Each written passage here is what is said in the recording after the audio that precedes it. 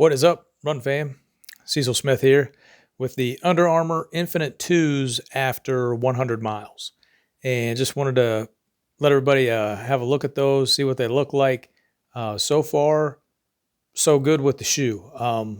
Unfortunately, recently I've had some leg pains in my left Achilles, a little bit of left knee pain. So I'm trying to take it easy the last couple of days, but I did cross the 100-mile mark last week or so. So pretty excited about that. As far as the shoe goes, the wear is not terrible. You can see where it has like the little X pattern in the blown rubber to start with, really prominent right here. And it in the midfoot where I do a lot of my foot striking, it's kind of wore off already. But the thickness of the rubber itself, just get that close, you can see it's still pretty good. Still some pretty good thickness across there. And like I said before, after my first impression, even if this rubber goes away, I think there's still, enough thickness here that you'll have grip. Grip on the shoe is still really good. Now, the things that about the shoe after 100 miles, just to kind of give you an update, the energy return, the feel of the shoe is still good. Now, the thing is, the way that my foot's been feeling the last couple of runs, the way they haven't been great. But I did have some really good times in the shoe early on, at least for me. And I'm not an elite runner by any means, but just let you guys have a good look at the shoe. It's hung in there really well. Some things, the things I didn't like about the shoe was the really tight upper. This material is not really flexible at all. And the heel, it's really sturdy, but it doesn't feel bad any means. There's a lot of cushioning back here. It actually feels good. I've used the shoes only for running, so the 100 miles is strictly running miles. No extracurricular type stuff. It's either been running or walking. So I have kept track. It's just been complete moving mileage. To put it that way, the wear is. As far as the energy return goes, it's still pretty decent right now. No complaints. Like I said, I've got a foot issue right now, or leg issue that I'm dealing with. I'm going to try to get that worked out and then get back into it. I don't think it's the shoe that's causing it. I don't really have a great rotation of shoes. I'd like to get another couple of pairs. With everything that's going on with COVID, this might be the time to buy. I don't know. May take another look. But these shoes have been good so far since February time frame. So last 2-3 months, March. I think it was maybe late February. But they so far so good. They held up really well.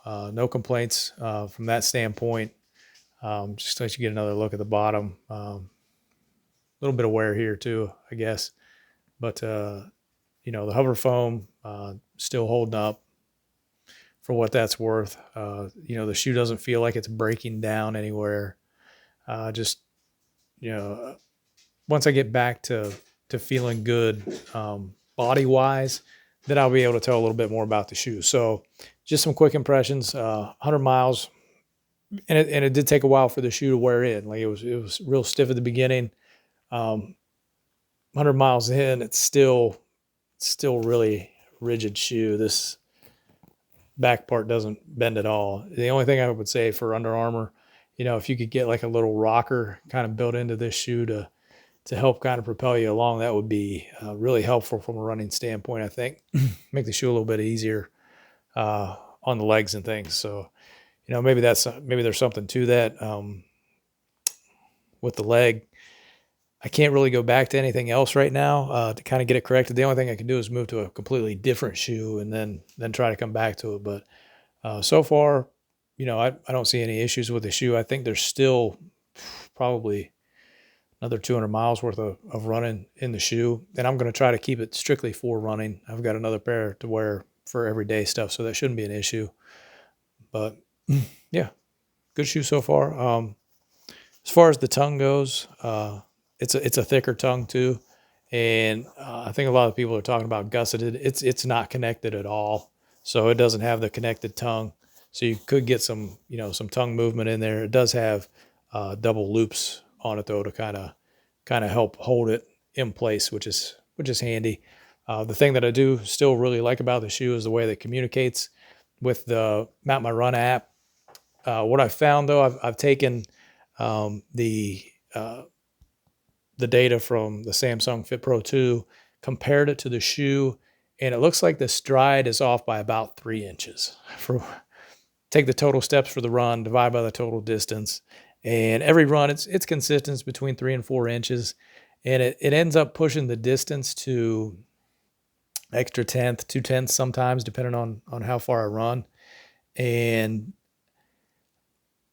the weird thing is the shoe will put a headline up, or title the run, whatever the distance, like say it's like 3.2 miles. The shoe will then say that it ran 3.4 miles. So the distance that the shoe is telling the app is pretty close. But then somewhere in translation, for the title at least. But then when it does, and I'm not sure if it's taking that from the map, when it looks at the route and it says, okay, this is the distance that route is, but the shoe says you want an extra 2/10 of a mile somehow. I'm not sure how that works, and I haven't done anything to recalibrate the shoe since I got it. I just did the one setup piece that you do right out of the box. Maybe I'll try to recalibrate it, see if that helps. See if I see any distance differences for the next 50 miles or so. And I'll let you know, give you guys an update when I get to 150 or 200.